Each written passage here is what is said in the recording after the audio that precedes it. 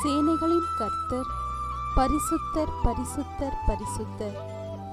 இன்றைய நாளுக்கான வேத வசனம்.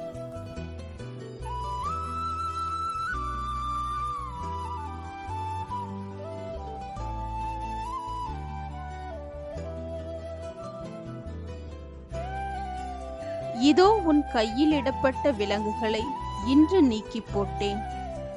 எரேமியா 40ஆம் அதிகாரம் 4ஆம் வசனம்.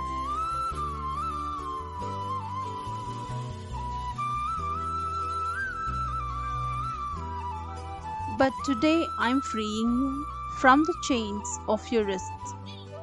Jeremiah chapter 40 verse 4.